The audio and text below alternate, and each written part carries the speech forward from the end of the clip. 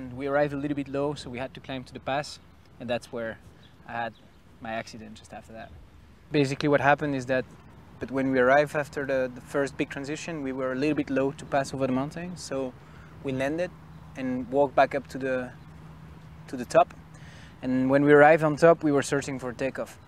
And you know, it's 6 Alps, so you're never gonna get an official takeoff with a windsock and a beautiful grassy field. So the only thing we found was a very steep hill with a pretty rocky face down below and a little bit of wind coming up. So it looked okay, it was doable. And Ferdi took off perfectly. He did it really nice and smooth, so I thought, okay, no problem, I'll do the same. I put my glider on the same spot. He went away, but he was not flying far, so I thought, okay, I have 5 minutes to take off and go. Everything was ready, I was relaxed, happy about the flying conditions, everything was great. And I tried to inflate the glider, and the glider came above me, but the wind was really sketchy. And the whole glider went a little bit like it didn't really want to fly, but I was in the hole already. So I turned around and kind of jumped into it to take off, and it didn't really go.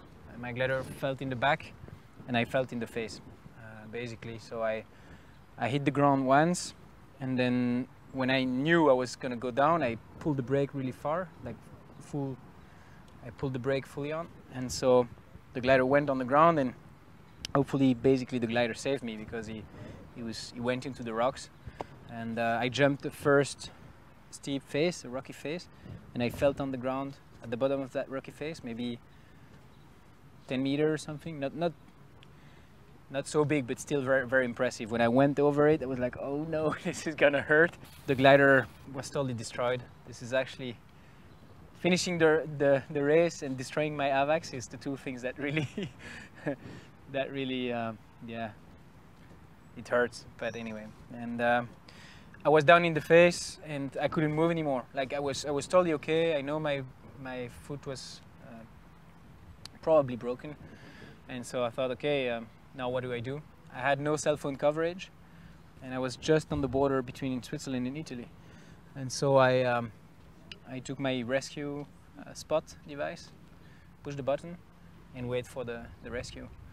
Altogether is not so bad, and I'm really happy I'm in one piece. You know, at the end, that's what matters. I think the technology really worked. The rescue, they came really fast, and they took me to the hospital, and yeah, at the end, it's not so bad. I thought everything was broken in the foot, but we did the X-rays, and there is no broken bones, so it means no surgery, which is for me a really good news because I need those 2 feet to walk and do more bivouac flying. So probably in 3 weeks, 4 weeks time, it's gonna be all right. So yeah, now it's time to get some rest and enjoy the live tracking.